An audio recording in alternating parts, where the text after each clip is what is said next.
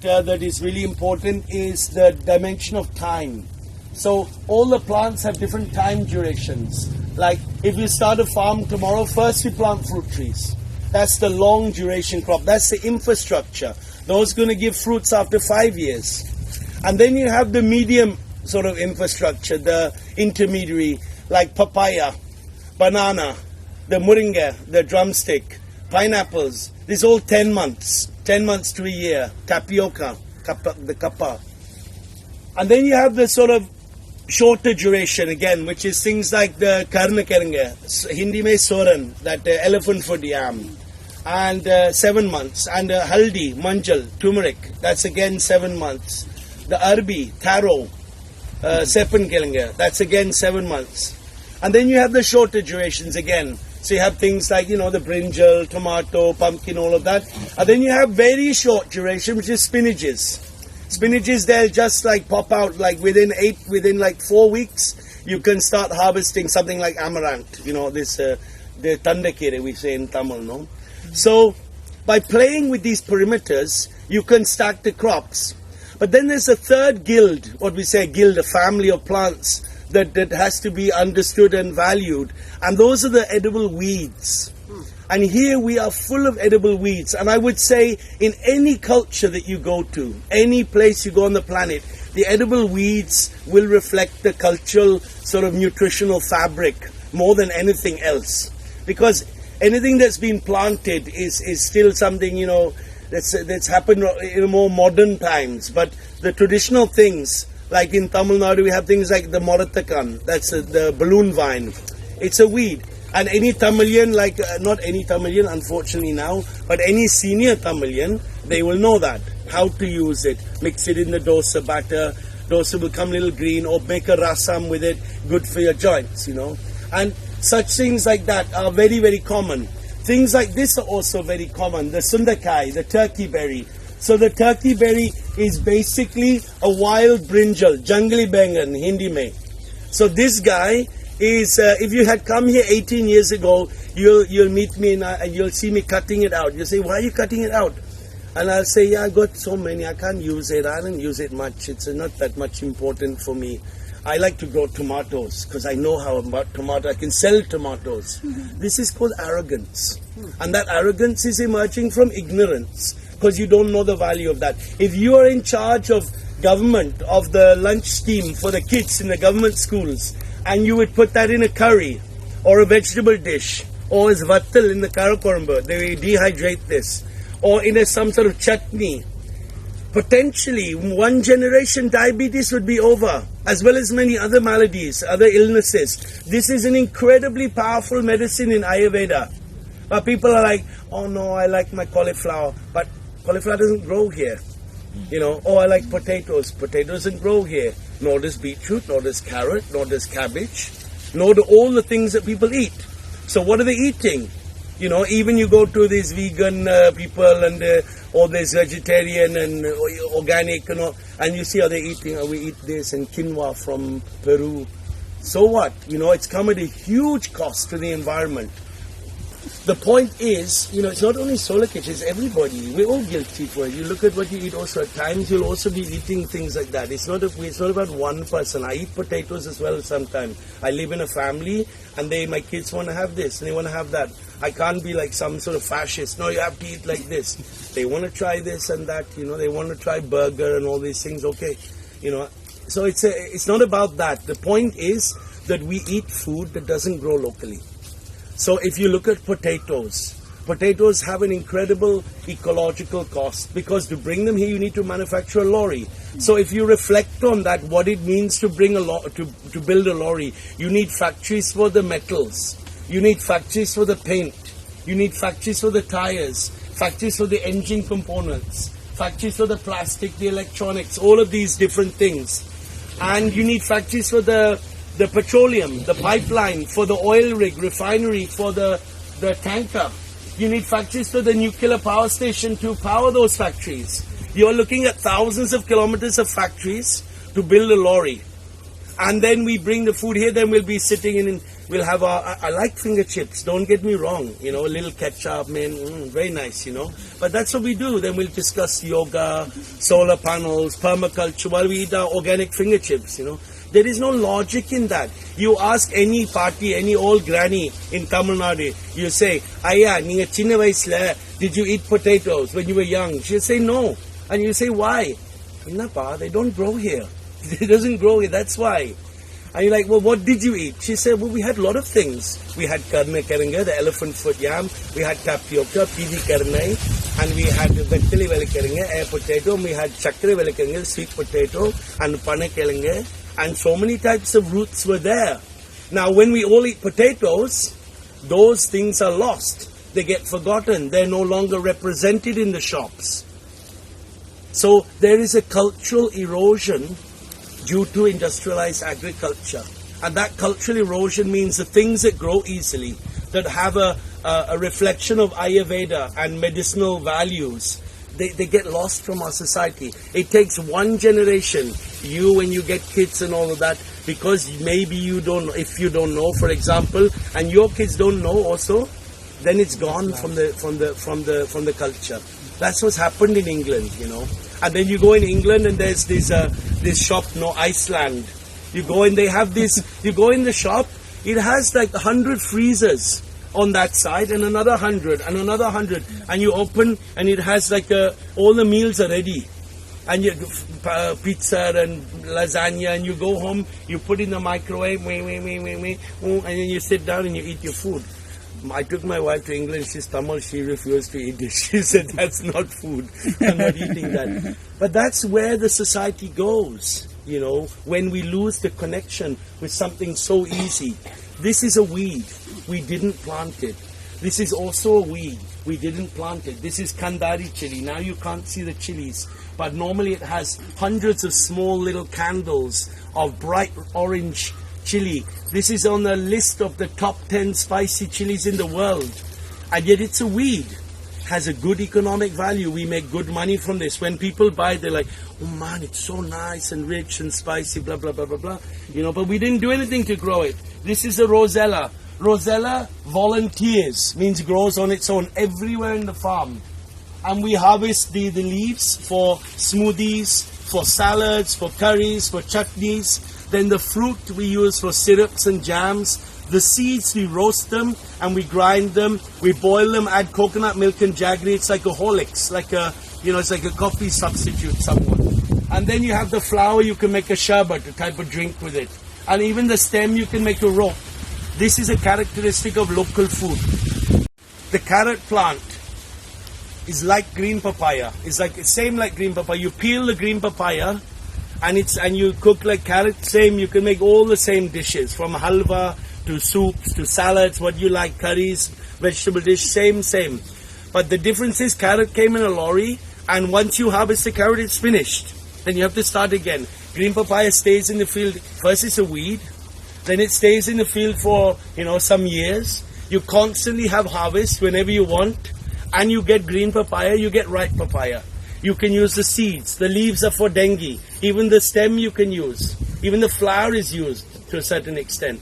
So you see this diversity of gifts that Mother Nature offers us is very much questions our understanding of what food is and where it comes from. And that's what we're challenged to start to explore. I don't know what the menu is today, but I think this guy is on it. This is called tree spinach, chaya. So chaya has cyanide in the leaf, but a lot of greens have cyanide in the leaves. But when you boil it, when you boil the leaves, you can walk around that way, Swatika. Walk through this field. Yeah. So when you boil these leaves, then cyanide is broken down. It's no longer cyanide, and then you fry after 10 minutes. Then you fry it with, you know, chili and coconut and the usual suspects, and it's very, very, very, very tasty plant. But because it has cyanide in the leaf, it doesn't get eaten by cows or goats, so it can be on the fence. So, you know, on the fence, you'll have endless amount of it. And you're in charge of government, of lunch schemes and what you like. You have abundance. Abundance is the first characteristic of local food. Abundance because it grows easily. And if there is abundance, there is non-exclusivity. Any rich person can have pizza. Poor person can't have pizza. They want to have pizza, but they can't. They don't have money. But the beggar and king can have local food, like a drumstick, muringa kere, the drumstick spinach, no? That's available for everyone. That's non-exclusive. But ironically, that's the best food in the world. It's a superfood with all essential amino acids, fatty acids, all the micronutrients and all of that. You know, it's amazing food. Recently, I gave a talk in a big university about climate change talk. And when I gave my speech, I asked the people, do you like drumstick spinach? You know drumstick spinach? Muringa kere, no? Yeah. So I asked these people, do you like drumstick spinach? They're all like, which we like it. It's our culture. We're Tamilians. We love it. I said, that's fantastic. I said, does it grow on the campus? They said there are 10,000 people in the college, students. The campus is huge. It grows everywhere. And you're like, wow, that's great. Fantastic news. So you know how to use it, and it grows for you, and you like it. Now, do you serve it in the canteen? No. They flew in professors from England for this climate conference, but yet we're not using the things that are growing under our nose that we like to eat, that we know how to eat. So even we are not honoring our culture by not eating it. Drumsticks you won't find in restaurants. You'll find in people's homes, because it still is, that connection with the culture exists through granny and mother and all of that stuff, connection. But actually the other C++ generation, there'll be Swiggy and burger and all of this stuff, you know. You know, it'll be like that. And it's not a blame. We're victims of a society that's told you, study hard from the young ages. Why? I want to play. I want to climb a tree. No, study hard. You go to tuition after school. You come back. You have to wear glasses very young age, and your back is hurting. Why? For what? You know, there is no value in it. So in Tamil we have an expression that says "Unuvada marande." Food is medicine. Quite common expression, I think, in every culture. And as you look around you, you really see it here. So this guy is called muluchita, or soursop, or graviola. And this guy is the anti-cancer plant. It's an amazing plant. You can make a tea with the leaf. So that we do. And we sell it as a juice in the cafe. And the good thing about it is it tastes nice. You drink it, get a little lemon. You can have it sweet or without. It's a very nice thing to have. The fruit is the champagne of fruits. It's a mix of guava and pineapple with a hint of sort of an overtone of apple. Very, very nice. And I don't know if you know that in Hawaii, but we here, as it's not quite tropical, sometimes fruits don't mature. So what we do is we peel them, and like a jackfruit, we cook them. We take out the seeds, and this tastes like potatoes when you cook it. It's very, very delicious to eat. Everywhere is food, everywhere is medicine. This guy is tipali here, under this tree, growing in the full shade. Tamilians, they'll all know, even in high school, still, tipali sukumilugu, it's a traditional thing. But it's a very special plant. And we use the leaves, and we also use the pods. So the pods today will be in the rasam. Be careful of that rasam. It's too good. You won't want to leave. You'll be like, give me more rasam. It's like a drug. Very, very yummy. And it's super good for stimulating the agni, the digestive fire. It's good for respiratory problems and so many things. It's an amazing plant. But there are many small things that aren't valued, that aren't seen as like a medicine that we value a lot. Like guava leaf. Every day guava leaf is in the salad. Little bit, you know. You wouldn't have a whole plate of it, but you wouldn't have a whole plate of salt either. You know, you like salt, but a little guava leaf, a little tipali leaf, a bit of green papaya, a bit of mushroom spinach, and this spinach and that one, and put it together with maybe a bit of green mango or something, a little lemon, salt, peanut powder, coconut. That's 5-star food. It's Michelin level food. But it's all bunch of weeds. You didn't do anything to grow it, all grow on its own. So we're doing that on a daily basis, literally. Daily basis. People come and they spend good money to eat this food, and they go, wow, you know, we constantly have, I hope no one gives us a bad review, but we constantly have like very positive feedback about the food, but there's nothing clever in it. you could do it as much as I'm doing it. It's not like, oh, this is my knowledge, I'll teach you. Anyone can do this. It's all accessible to everybody. In the food forest, one thing you lose is light. Light. Yeah, because you have trees and papayas and bananas and drumstick, and you lose light. So you have to start exploring the shade-tolerant plants. So tipuli is probably the best.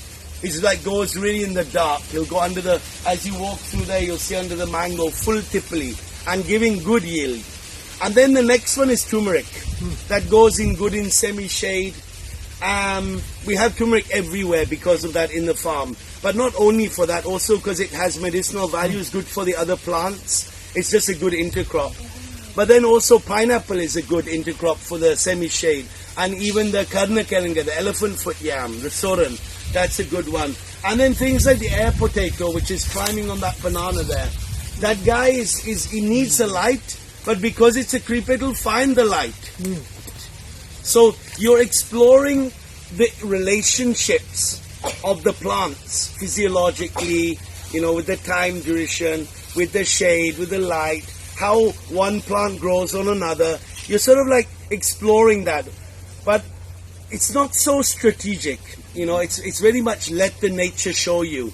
And over time, what you start to see is that a lot of plants appear on their own, like that sundakai, the turkey berry, or the ramphal, endless ramphal growing everywhere. That's from the cherimoya family, Annona family. And papayas coming up on their own, custard apple coming on their own, soursop, jackfruit, mangoes coming up on their own, guavas coming up on their own, a huge array of spinaches, and that sangapu, and different things all coming on their own. And they come on their own because the soil is not disturbed. If you look at the soil here, I'll come back one second. If you look at this soil in the farm, this is a little bit wet here, so it looks even more lush. But this soil is really alive. There are millions of microorganisms and molds, bacteria, insects, earthworms, fungi, small animals. The life in the soil is directly proportionate to the fertility of the soil. Life equals fertility. You could say that this is the equation of the natural farmer. And as you go into that, you start to see the life in the soil is the soil structure. It's the interrelation of that life and its decomposition and growth and the filaments and the ribosome. That is the soil structure. And the greater the soil structure, the more retention of moisture, the less irrigation, the better the movement of nutrients through the soil. And you start to see that life in the soil is how it is the structure that defines what other plants will grow. So when you think of gardening, you think of, endlessly weeding, But when you stop to disturb the soil and you start to have a healthy soil structure, those weeds won't appear. Because those weeds are doing a job. They're reclaiming a soil that is impoverished of nutrition. And that will be reflected in a poor soil structure. That's why those weeds are pioneer weeds. They're doing a job. But once the soil becomes beautiful and healthy, only soft weeds will come. And most of them are edible weeds. So the most important work that we are doing in this farm, I would say, is returning organic matter. One thing we do a lot in the farm is chop and drop. So you have here like Mexican sunflower. So we go through the farm, we chop, and we drop. And then you have things like the gliricidia, chop and drop. Extra bananas, chop and drop. Dead papayas, chop and drop. You're constantly returning organic matter back to the soil and harvesting. And then replanting a few things here and there. And dreaming up new inspirations, But this isn't about like plowing a land and then, adding your compost and then getting one crop. This isn't a sort of Descartesian linear sort of thing. This is a permaculture. It's a permanent agriculture where you start to see these plants in your community. These are the players in this play. In India, there's this beautiful prayer. I don't know if you're familiar with that, to the Divine Mother. I think it's called the 1008 names to the Divine Mother. They say, Om Saraswati Durga Lakshmi. It goes on and on and on for hours. For me, this is it. That's her face here, and that's her face there, and she has so many faces. This is about the honoring that and those gifts which are not represented in our shops. Then how we will have a healthy society where you resonate with people and there's a collective value. That's the main thing we lose by industrialized agriculture, is a cultural identity. So if we could get these foods on midday meal scheme, once a week sundakai, and then there's a green mango in the thing, and the drumstick, and once a week drumstick spinach, and when they do dosa, there's moratakan. It's not difficult, Indians are like more smart than most. They're running White House and Google, no? So we put a man on the moon. Surely we can do this. It's logistics. It's a little Tata Ace van that goes around 20 kilometers square and stop off in farms and collect the produce, find some way to compensate the people, and then find a place to do the essential cooking, have basket service for people who want, have the food processing, value the gifts of our culture, and that will give every kid a collective value. One kid might like hip hop, another kid might like classical music, one kid might eat meat, or you vegetarian, I eat meat. You read J. Krishnamurti and I like Sai Baba. People will fight for concepts, opinions, beliefs. They'll hold on to them, and they'll be like, who are you to tell that? Who? But you put the drumstick spinach between us, we'll both eat it. The local food is the lowest common denominator in the society. This is not a clever speech. This is just common sense. Really common sense. The culture grew from those foods, and now we no longer eat them. He is from Hawaii, and he is telling that all the people there are obese with diabetes and getting vaccines and this and that, but they don't know the wealth. This gentleman is for me, I made Hawaii people typical. They know all the fruits and they're enjoying their life there. It's an incredible place to be a fruitarian and a vegetarian, vegan, and so much wealth is there in the land. Beautiful soil. But people don't know about it anymore. No. So you see, they've lost the culture, and with that they lose their health. So this is what we can't afford to happen in Tamil Nadu, and it's not happened yet. But it's up to each one of us. You go home and you say, okay, once a week moringa kere, once a week green papaya, once a week I'll have varatanda, and you start having different ways to eat it. It's about planting a diet, planting a menu. Now we're doing re-landscaping of corporate spaces where we're presenting to people like, Infosys and Google and places like that, we will re-landscape your campus according to a menu. And that menu is cooked by your staff. There's a lot of community process to that. It's not just, you don't just pay for that to happen. Everyone has to buy into it and do it. But I don't have a university degree. I finished some of my 12th, that's all. And this is not about being clever. So if I can do this, surely, someone who runs Infosys, they can do this. Why not, So clever, as I say, why we don't know why we've lost our water source, why we've lost our well-being, why we've lost our community, our society. So, firstly, if we stop interfering, nature knows better than us. Be a fool. Yeah, be a fool. Be 100% fool.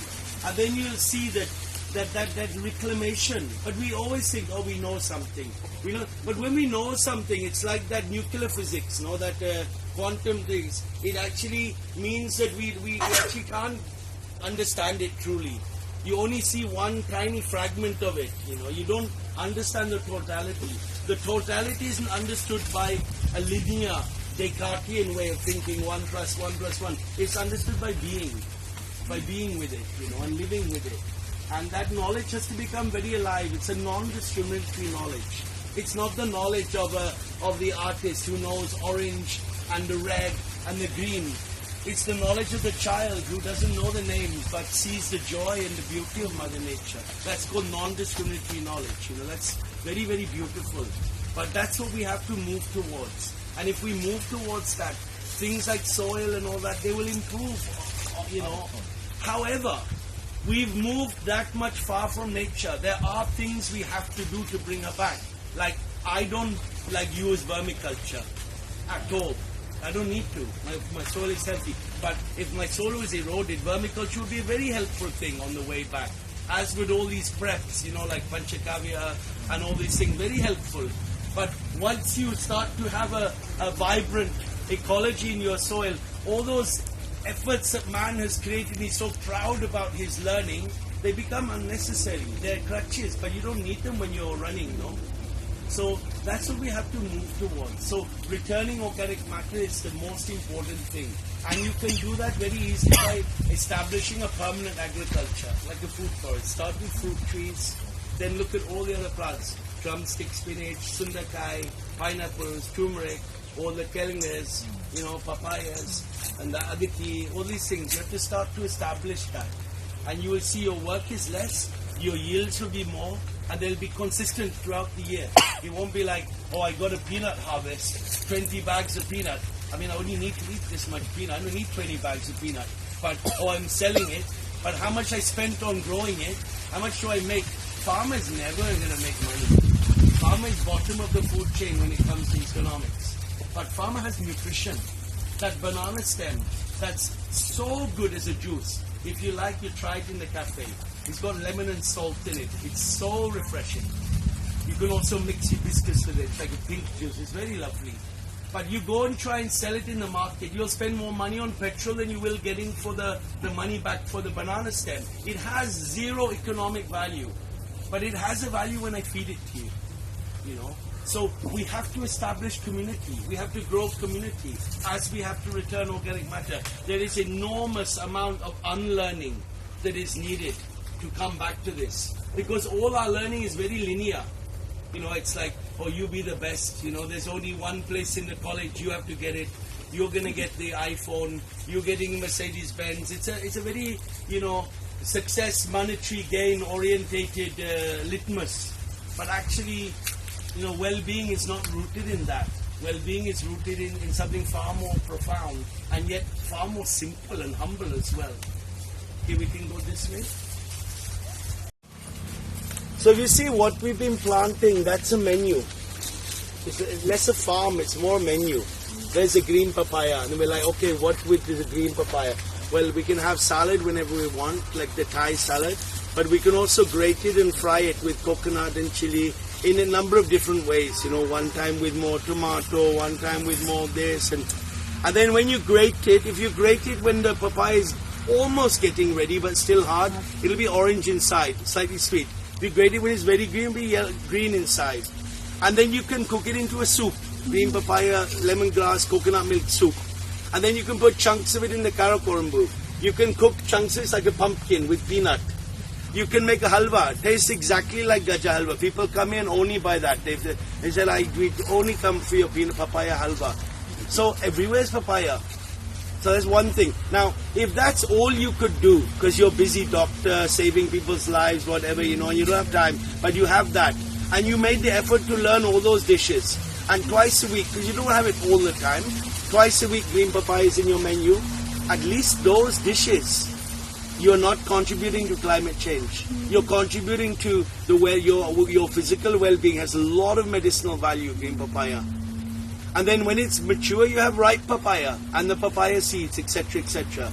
And then you look, another day I'll have drumstick spinach. But then the next day I'll have drumstick spinach in my adai, you know, in the ragi adai, the cutlet, the roti. And then you have the drumstick spinach as a sabji. And then if you're really crazy, you can dry it and make a powder. You don't need to do that if you're eating it, but people do that, no? And then you think, what else is there? Oh, I got banana, plantain, varakai. So I've got varakai's chips, varakai's curry, varakai's poril, varakai's many ways. And then I got banana stem as a juice, as a salad, as a curry, as a whatever. Then you got the banana flour as a vade, as a kuttu, you know. You have so much diversity. That's just a few things. It's endless. There's no potato. There's no carrot. There's no beetroot, cauliflower, cabbage, broccoli, leeks. But there's so many other things, that sundakai, and most of those things are growing without effort.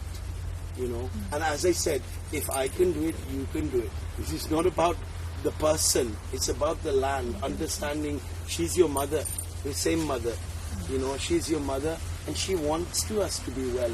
But we have to stop disturbing her. We're only compromising her well-being with tractors, chemicals, plowing and all of this stuff, you know. So when we start to return organic matter, that's the first act of love on the road back to nature. The second act of love is to eat these gifts and be creative in our use of them, you know, gaja halwa and do these different ways. And the best way to use them is to look into the culture, you know, to find out what traditionally people used to do with them. And the third thing is to create community, because without community you can't address this subject. It's not about, you know, sitting on your own doing pranayama and eating green papaya and, you know, I'm a good boy and all of that. It's not about that. It's a collective story, this whole thing. So music and art is a really important aspect of that. Celebration is the golden key of permaculture. That's why we have many concerts and festivals in Solitude.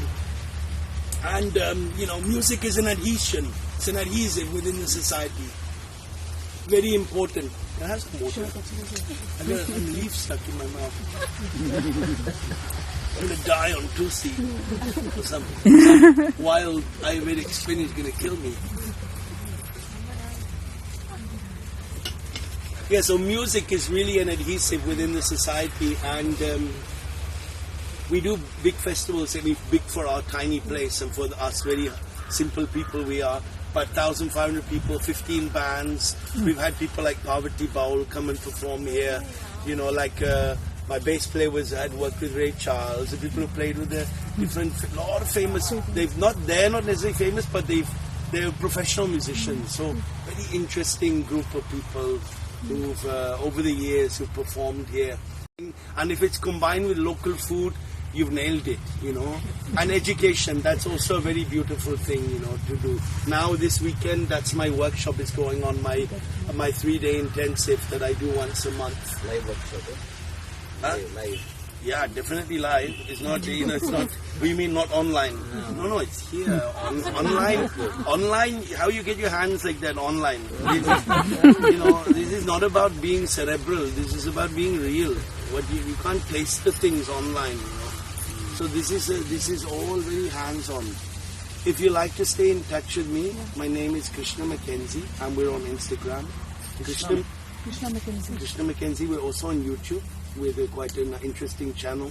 There's a very nice blog on our website that's called 365, A Road Back to Nature. So every day we post something about something, you know, about this leaf or that, or how you can dry mango leaf, or, you know, whatever it is. And the website of the farm is www.solitude.farm, and that's also quite inspiring to see all the stuff that's on there. If there are any questions, please ask. What about your YouTube channel? What about it? YouTube channel name? Krishna McKensie. Yeah, sub Krishna McKensie ji. Yeah, Krishna had asked you at the start. This you just eat it. Yeah, it's from the Selenium family. It's a nightshade family. So people think, oh, don't eat it. But you ask any Tamilian, Manatakali. You see, they're quick. They're like, yeah, it's our culture. We have an ownership of that. This is for mouth also, but it's very tasty. And the leaves, they make a very amazing curry with. A very delicious dish with, Manatakali kere. And intestine, ulcers, yeah, it's very good for you. Yeah. You're not going to die, don't worry. Yeah, I have a question. Yes, sir. What do you do regarding the pests? I can see you don't have any pests here. So you see, when you have if you yourself, when you wake up in the morning, have shower, sit quiet for 10 minutes, do a little pranayama, go for a walk, you know, you don't have like too much coffee, no smoking, drink. If you're healthy, why are you going to get sick? No, the issue is that you can keep your garden nice and clean, organic, but your neighbors have So then move out from city. Yes. I don't have a word to say, but really, it's a little flippant, my answer. I'm very sorry. No, I don't mean to be that. But the city is such a difficult place. You know, when I go in the city, it's polluted. it's noisy, it's hot. And I'm like, why has man created that and abandoned villages, you know? So I think that we would do well to start to repossess the villages and create community in other ways. We have to change our values, I think, you know. No, while that is a little radical. Little radical, I know. I'm sorry about that. No, it's okay. It's perfectly okay. You're entitled to that. While it's a little radical, why can't we have a blend of both? Why can't we innovate and look at... So you have to work like I work endlessly on education. You know how many tours I've done like this? How many thousands of people I've talked to like this? So I do it with the intention that people will start eating drumstick spinach. That people will start to value the colors of their cultural background. So that's what you have to engage in. We can't just wait for it all to happen and we're all comfortable. I think that there's an enormous amount of education that the things that you're probably doing in your garden are surely of a lot of beauty and value. And you and your wife will know that because you eat that food. Yes. So maybe you have to start a YouTube channel, do some workshops, share with your, invite neighbors. I don't know how to do it. That's what I do. I do workshops, I do festivals, I run a cafe, I invite schools, I work with groups, constantly finding different ways to educate people. It's the only choice because world will not change around you. We can hope that people will be a little bit nicer, but they need education. No, it's not going to happen. You need to educate them. But with people who do all this only. That means the poor man doesn't do this. So you're an educated person, sir. You've made a change. There's not anything radically different between you and your neighbor. Essentially, both have had certain success in their life, both have certain education, this and that. He is like that because he has a certain ignorance.